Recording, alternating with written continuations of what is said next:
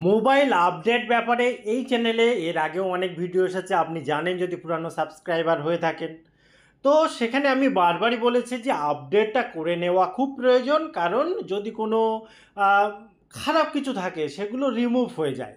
Company চেষ্টা করে ফোনটাকে ফ্রেশ করে দিতে এবং কোনো রকম ক্ষতির সম্ভাবনা যাতে না থাকে, সেই সাথে সাথে নতুন নতুন ফিচার্স যাতে যুক্ত হয় বা ম্যাক্সিমাম ক্ষেত্রে দেখা যায় যুক্ত হয়ে যায়। আপনার ডেটার কোনো খরচ মানে নষ্ট হয় না, যা ছিল তাই থাকে, এক্সেট্রা এক্সেট্রা। তো আজকে একটু অন্য সুরে কথা বলছি। আপনি ভাববেন যে কি হলো হঠাৎ করে অন্য সুর। কারণ দেখুন, সময়ের সাথে সাথে কিছু কিছু চেঞ্জ হয়, যেটা আমি প্র্যাকটিক্যালি খেয়াল করছি। তো আপনাকে শেয়ার করলাম। এবারে দেখুন, আমার কথাই যে সর্বোচ্চ কথা এটা মোটেই ভাববেন না, বা কারুর কথাই সেইভাবে নেবেন না। যেটা মেন বিষয়, আমার যেন কোথাও না কোথাও মনে হচ্ছে বর্তমানের কোম্পানিগুলো, কোনো একটা ব্যক্তি মানে কোনো একটা বিশেষ কোম্পানির কথা আমি বলছি না, বর্তমানে যত কোম্পানি রয়েছে মোটামুটি মার্কেটে, সবাই যেন কোনো না কোনো জায়গায় একটা খারাপ কিছু করছে, এবং আমাদের সাথেই করছে। আর সেই খারাপ জিনিসটা হচ্ছে আপডেটের নামে তারা কিন্তু কিছুটা ক্ষতি করে দিচ্ছে আমাদের।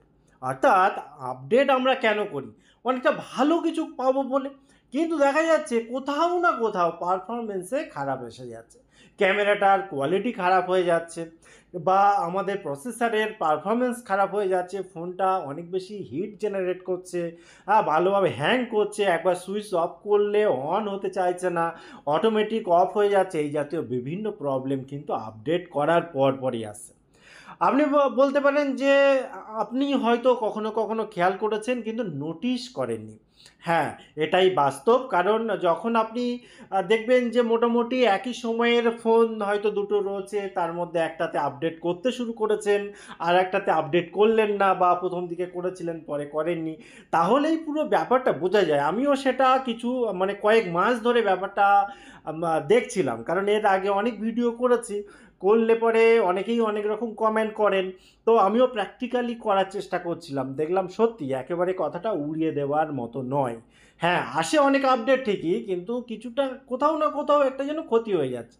আপনি বলবেন যে তাতে কোম্পানির কি লাভ হচ্ছে? আমার যেটা ব্যক্তিগত মনে হয়, আপনার সাথে সেটা না মিল হতে পারে।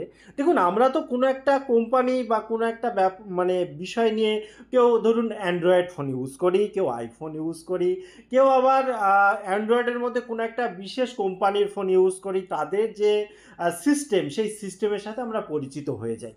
এবারে কোম্পানি ভাবছে যে একটা মানুষ যখন দীর্ঘদিন ধরে কোনো একটা ফোন বা কোনো একটা কোম্পানির প্রোডাক্ট ইউজ করছে, তার যে সেটিং বা তার যে ফিচার্স, তার যে ক্যামেরা, তার যে যা কিছু রয়েছে ফোনে, যখন সে আপগ্রেড করে অন্য একটা ফোন নেবে, অটোমেটিক একই ধাঁচের সব কিছু থাকবে, তারও বুঝতে অসুবিধা হবে, সে সহজে কিন্তু চেঞ্জ করে অন্য জায়গায় যায় না।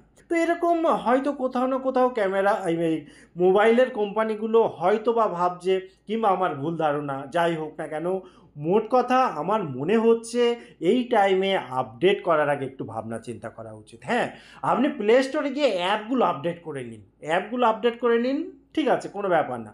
কিন্তু ফোন আপডেট করার ক্ষেত্রে একটু যেন কোথাও না কোথাও একটু চিন্তা ভাবনা করার সময় এসেছে বর্তমানে।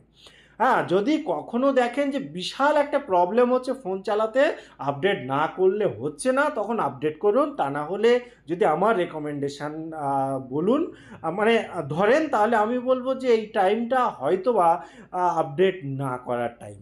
অর্থাৎ কয়েক মাস থাকুক না, আপডেট দু একটা আসুক না, আমরা নাই বা করলাম। হ্যাঁ, তারপরে ইউটিউবে আমরা দেখে নেব যে আপডেট করার পর কারোর কোনো সমস্যা হয়েছে কি না। যদি সমস্যা না হয়, তখন না হয় আপডেট করব। আপডেট আসলো, সঙ্গে সঙ্গে আপডেট করলাম। এই বিষয়টা যেন অ্যাভয়েড করার সময় এসেছে বলে আমার মনে হলো। তো আমি তো আমার যে এক্সপেরিয়েন্স এবং যে যা মনে হলো, বা আমার ব্যক্তিগত অভিজ্ঞতা যা হলো, আপনাকে শেয়ার করলাম। আপনিও কমেন্ট করে নিশ্চয়ই আপনার অভিজ্ঞতা জানাবেন।